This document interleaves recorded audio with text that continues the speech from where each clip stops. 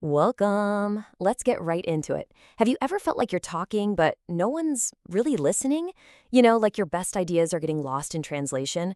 Well, in the next few minutes, we are going to change all that. We're going to unlock the tools you already have to make your voice heard, understood, and yeah, respected.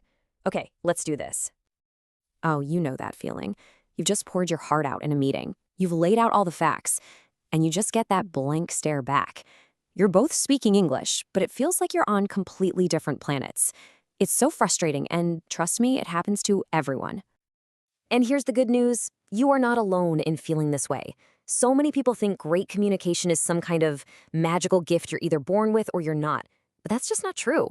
It's a skill, just like learning to ride a bike. Yeah, you might wobble and fall a bit at first, but with a little practice, you'll be cruising with total confidence. Today, we're going to get you on that bike. So, what are we really trying to do here?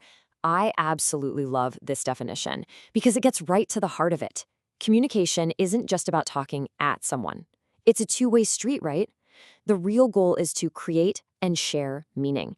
It's about building a solid bridge of understanding from your mind directly to theirs. Okay, so how do we build that bridge? It might sound kind of abstract, but I promise you, it's not. Let's pull back the curtain and take a look at how this whole process actually works. We're going to break down the simple five-step blueprint that every single conversation you have follows, whether you realize it or not. Think of it like a game of catch. It's that simple. First, you have an idea in your head. That's conception. Then you wrap that idea in words. That's encoding. You toss it over by talking or emailing. That's the channel. The other person catches it and figures out what you mean. That's decoding. And finally, they toss a response back. That's feedback. The whole game only works if the ball is thrown and caught cleanly. And that right there brings us to the entire point of all this. The big difference between just talking and effective communication is that last part. The message has to be easily understood. It's not about using big, fancy words to sound smart. It's about making sure your idea lands loud and clear with no confusion. So if the process is that simple, why do our conversations go wrong so often? Why do we drop the ball? Well, it's because there are things that get in the way, blockers, that can mess up that game of catch at any stage. Let's start spotting these common obstacles so we can finally start getting around them. I like to think of these barriers as static on a radio. When you're trying to tune into your favorite song, but all you can hear is that annoying shh sound.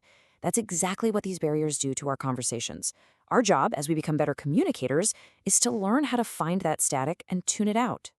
And this static, well, it comes in all different forms. Sometimes it's linguistic, like using a bunch of confusing jargon. Sometimes it's psychological. Maybe you're too stressed out to really listen.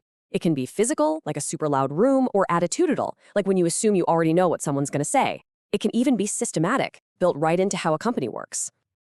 And here's how this stuff shows up in real life, right?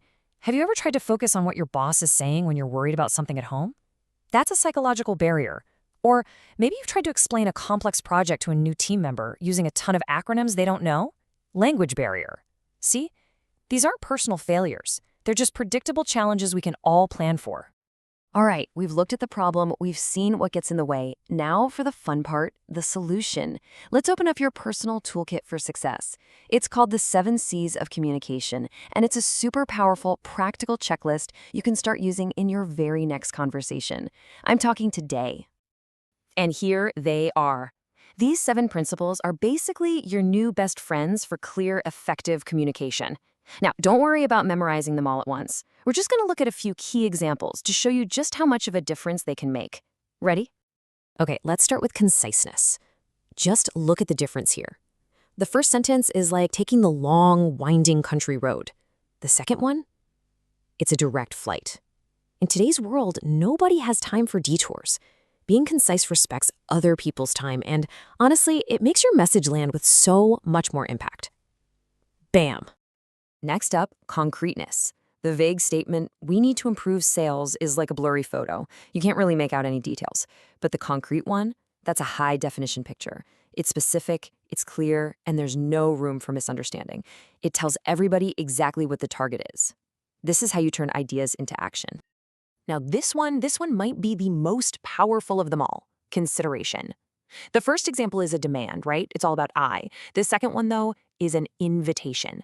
By just shifting the focus from I to you change a command into a moment of collaboration. You make the other person feel valued. It's a total game changer. Okay, we've covered the blueprint, we've identified the barriers, and we've opened up the toolkit. We've gone from the what to the why and the how. Now, let's bring it all home and talk about putting this into practice in your life, starting right now. So, why does all this matter so much? Because at the end of the day, effective communication is the secret sauce for success. It builds trust, it boosts performance, and it helps people feel valued and understood at work, at home, everywhere.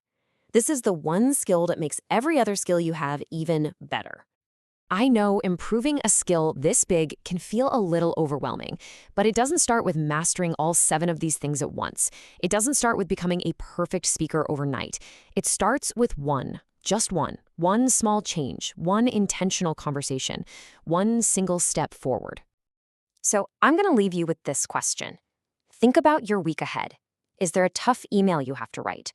A conversation you need to have with a family member? A big meeting with your team? I want you to pick one, just one, and ask yourself, how can I make this a little more concise, a little more concrete, a little more considerate? That's it. That's where this journey really begins. You've got this.